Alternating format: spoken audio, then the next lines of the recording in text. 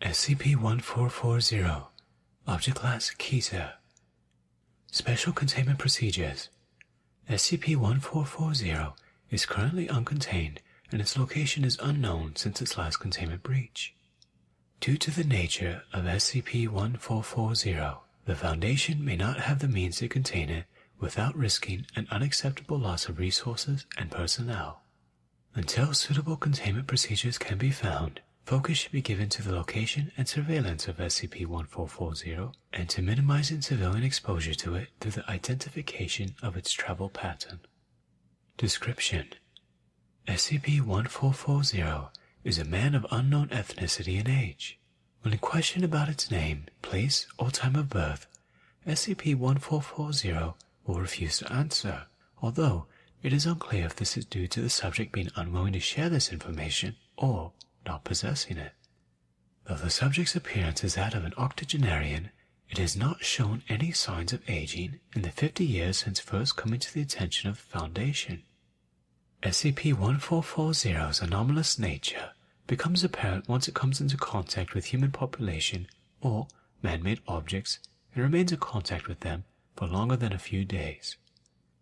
SCP-1440 has an acute adverse effect on everything connected to humanity. Prolonged exposure of any man-made object or person to it will cause increasingly destructive events to occur in SCP-1440's vicinity until the destruction or death of said human element. The only exceptions to this are SCP-1440 itself and its belongings, its clothes, a sack made of unidentified material, a pack of worn playing cards, and a small glass cup. SCP-1440 appears to be aware of its effect on human populations and will attempt to avoid coming into contact with them whenever possible. Despite these intentions, SCP-1440 is compelled to travel in what seems to be a highly complex pattern, which invariably leads it into contact with human population.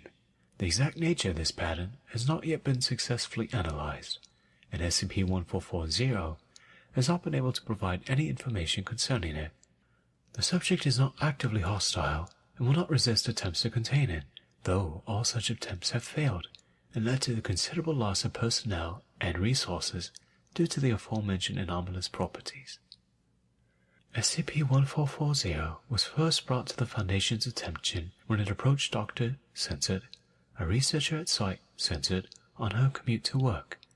SCP-1440 showed unexplained knowledge of Dr. Censored's work for the Foundation and requested her assistance.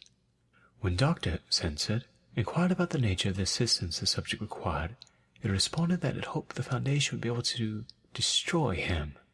SCP-1440 was brought to Site Censored for questioning, which led to the destruction of the site, the deaths of censored personnel, and the destruction of 6 safe Euclid-level SCP objects. All other attempts at containing SCP-1440 have resulted in similar occurrences. Addendum SCP-1440-A. The following is an interview conducted with SCP-1440 during the 4th attempt to contain it on Area 142. The log was being stored on a remote server, hence its survival. Interviewer Log 14407. Interviewer Dr. Censored. Interviewed SCP-1440. Forward. Following the arrival of SCP-1440 to Area 142, personnel began complaining about severe headaches and nausea. In the next 2 days, 3 of the 4 on-site water purification filters broke down. Area 142's hangar collapsed, causing the deaths of multiple airmen, and Dr. Censored, previously in perfect physical condition, suffered a complete collapse of both kidneys and both lungs simultaneously. Begin log. Good afternoon, SCP-1440. And to you, Doctor. Do you know why we brought you here? Of course I do. And applaud you for still attempting to contain me. But since your last 3 attempts, I came to realize you cannot help me. It would be best if you let me go, for your own good. The first brother is already standing behind you, Doctor. You had best hurry. You mentioned these brothers before. 3, if I recall correctly. 3, aye. Different but one and the same. All cruel, all vengeful, all capable of holding the grudge for a long time. They are the cause of my misfortune, and therefore the cause of yours.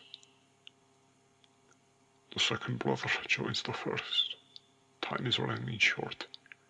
Release me, or I cannot vouch for your safety. It might already be too late. I'm afraid I can't do that. Besides, you mentioned 3 brothers. If the third isn't here yet, we must have some time left.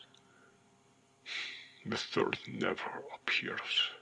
In that, he is crueler than both his brothers, for he knows his appearance is the only thing that will set me free.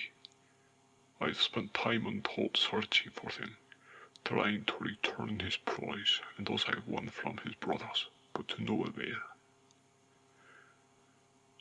The second has his hands on your shoulders. It is too late now. Doom is never far behind the second. Before you perish, my poor child, allow me to give you a word of advice. Go ahead. Should you choose to challenge death to a game of cards for your life, there is one thing you must never do. And what is that? Win. Closing statement. At that moment, the on-site nuclear device stored in Area 142 detonated, despite multiple failsafes. Area 142 was destroyed, and all on-site personnel were killed. SCP-1440 was spotted more than 3,000 kilometers away from Area 142's location a week following its destruction, suffering no apparent harm. After 3 additional containment breaches, attempts to contain SCP-1440 have been suspended indefinitely. Addendum SCP-1440-B. Due to the growing size of human population and its rapid expansion into previously empty areas, SCP-1440 attested during its 5th containment that it is becoming increasingly difficult for it to avoid contact with humanity while adhering to its compulsion. Analysis of the subject's traveling pattern is continuing, as are efforts to find a permanent containment procedure.